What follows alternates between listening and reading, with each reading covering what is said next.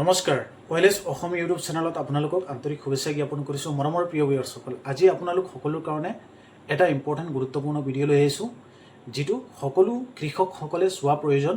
এইটো PM কিষাণৰ এটা important update. মই স্ক্ৰীনটো আপোনালোকক দেখুৱাই আছোঁ। PM কিষাণৰ অফিচিয়েল ৱেবছাইট যিটো আছে সেই ৱেবছাইটটোতে, আৰু আপোনালোকে তাত গৈ পেলাই বিষয়খিনি কি কৰিব লাগিব বা বৰ্তমান 20 নম্বৰ যিটো কিস্তি আছে সেইটোৰ ইনফৰমেশ্যনটো কেনেকৈ পাবা বা 20 নম্বৰ কিস্তিৰ এক্সপেক্টেড ডেটটো কেতিয়া, সম্পূৰ্ণ বিষয়খিনি জানিব পাৰিবা। গতিকে সম্পূৰ্ণকৈ এই ভিডিঅ'টো চালে আপোনালোক সকলোৰ কাৰণে হেল্পফুল হ'ব। এতিয়া যাব বিচাৰিছোঁ ভিডিঅ'ৰ মেইন অংশলৈ। চাওক, এতিয়া মই আপোনালোকক হাইলাইট কৰি দেখুৱাইছোঁ। তাতে 19 নম্বৰ কিস্তিৰ বিষয়ে ইয়াতে মই আপোনালোকক হাইলাইট কৰি দেখুৱাইছোঁ। তাতে আপোনালোকৰ 20 নম্বৰ কিস্তি যিটো আছে সেই 20 নম্বৰ কিস্তিৰ ডিটেইলছখিনি ইয়াতে দিব।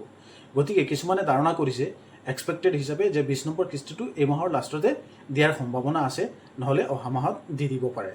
গতিকে আপোনালোকে যিহেতু সময়খিনি একেবাৰে নিৰগত, আৰু বিশেষকৈ প্ৰায় ফাৰ্মাৰসকলে দেখিবলৈ পাই আছোঁ যে তেওঁলোকে এইটো বস্তু লৈ পেলাই অলপ লেহেমীয়া হৈছে বা তেওঁলোকে এই কামখিনি কৰা নাই। গতিকে এটা গুৰুত্বপূৰ্ণ, যিবিলাক ভিউৱাৰ্ছসকলে চাই আছে এই ভিডিঅ'টো বা যিবিলাকে বেনিফিচিয়াৰীসকলে PM কিষাণ পায়, তেওঁলোক সকলোৱে সম্পূৰ্ণকৈ এই ভিডিঅ'টো চাবা। তেওঁলোক সকলোৰ কাৰণে হেল্পফুল হ'ব। মই একদম চিৰিয়াছ হৈ পেলাই আপোনালোকক ক'ব বিচাৰিছোঁ। প্ৰথমে মই আপোনালোকক দেখুৱাইছোঁ এটা লিষ্ট, বেনিফিচিয়াৰী লিষ্ট বুলি। তাতে আপোনালোকে দেখিছে, স্ক্ৰীনত দেখিবলৈ পাই আছে। মই আপোনালোকক স্ক্ৰীনত দেখুৱাই আছোঁ। প্ৰথমে আপোনালোকে অসম চিলেক্ট কৰি ল'ব জিলা, আৰু আপোনালোকৰ এৰিয়াৰ যিখন জিলা আছে সেইটো আপোনালোকে মোবাইল ফোন দি কৰিব পাৰিব। আপোনালোকৰ এৰিয়াৰ যিখন জিলা আছে সেই জিলাটো আপোনালোকে চিলেক্ট কৰি ল'ব। মই উদাহৰণ হিচাপে ইয়াত কাৰোবাৰ মই ডাটা ফেচ নকৰোঁ। মই উদাহৰণ হিচাপে মই বিশ্বনাথ ডিষ্ট্ৰিক্টটো চিলেক্ট কৰিছোঁ, বা বিশ্বনাথৰ এটা ছাব ডিষ্ট্ৰিক্ট আছে গহপুৰ। মই গহপুৰ চিলেক্ট কৰি লৈছোঁ। গহপুৰৰ ভিলেজৰ অন্তৰ্গত আলিতলা এইটো চিলেক্ট কৰি লৈছোঁ, আৰু গেট ৰিপৰ্ট ক্লিক কৰিছোঁ। তাত ক্লিক কৰাৰ লগে লগে আপোনালোকৰ এখন লিষ্ট আপোনালোকে দেখিবলৈ পাব। সেই লিষ্ট যিখন আছে সেইখন হ'ল PM কিষাণৰ অফিচিয়েল যিবিলাক বেনিফিচিয়াৰী আছে সেইসকল। গতিকে এই লিষ্টত যাৰ নাম আছে তেওঁলোকে PM কিষাণৰ পইচা পাব। কিন্তু ইয়াতে মই আৰু এটা বস্তু কৈ দিব বিচাৰিছোঁ, বেক কৰি পেলাই ভিডিঅ'টোৰ, যাতে এই লিষ্টত যাৰ নাম আছে তাতো কিছুমানে নাপাবও পাৰে। নোপোৱাৰ কাৰণকেইটা মই কৈ দি আছোঁ।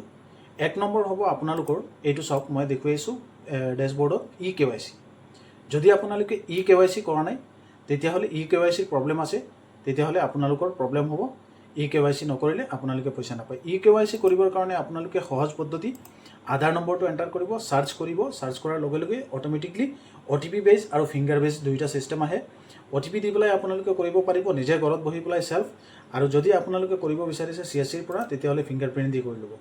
তাৰপিছত আহিব আপোনালোকৰ ফাৰ্মাৰ ৰেজিষ্ট্ৰেশ্যন কৰা। যিবিলাক ফাৰ্মাৰ আছে তেওঁলোকৰ যিটো খেতি আছে সেই খেতিটো ৰেজিষ্ট্ৰেশ্যন কৰিব লাগিব। সেই ৰেজিষ্ট্ৰেশ্যনৰ কামখিনি আপোনালোকে সোনকালে যাতে কৰি লয় পৰ্টেলৰ যোগেদি। এইখিনি নকৰিলে আপোনালোকৰ PM কিষাণৰ পইচা পোৱাত অসুবিধা হ'ব পাৰে।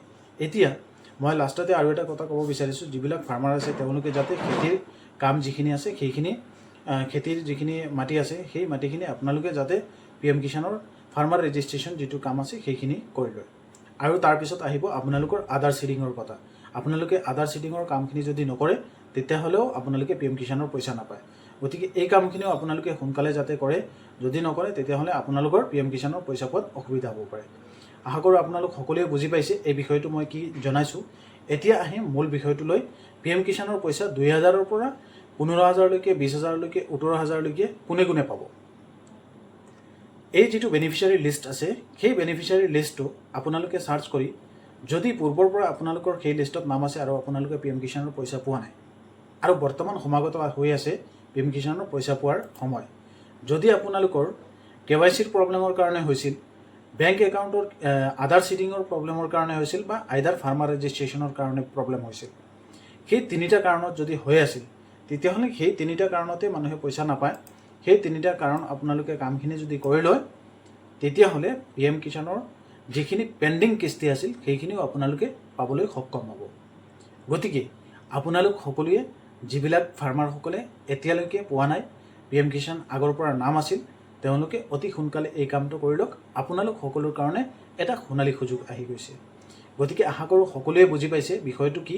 মই আপোনালোক সকলোকে ভিডিঅ'ৰ যোগেদি বিষয়খিনি সম্পূৰ্ণ পৰ্টেলতে জনাইছোঁ, আৰু আমাৰ ওয়েলেছ অসম ইউটিউব চেনেলটো ছাবস্ক্ৰাইব কৰি ৰাখিবা। যদি PM কিষাণৰ 20 নম্বৰৰ কিস্তি যেতিয়া খবৰ আহে মই পটককৈ আপোনালোকক জনাম বা আপোনালোকে নিজে pmkishan.gov.in ৱেবছাইটত ভিজিট কৰি পেলাই বিষয়খিনি জানিব পাৰিব। আশা কৰোঁ সম্পূৰ্ণ ভিডিঅ'টো চাই পেলাই আপোনালোকে বিষয়খিনি জানিব পাৰিছে।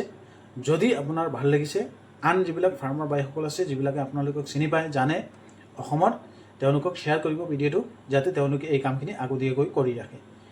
ধন্যবাদ জ্ঞাপন কৰিছোঁ সকলোকে, আৰু এনেকৈ আপোনালোক সকলোৰ কাৰণে আপডেটেড ইনফৰমেশ্যনবিলাক লৈ আহিম। আমাৰ অইলেছ অসম ইউটিউব চেনেলটো ছাবস্ক্ৰাইব কৰি ৰাখিবা।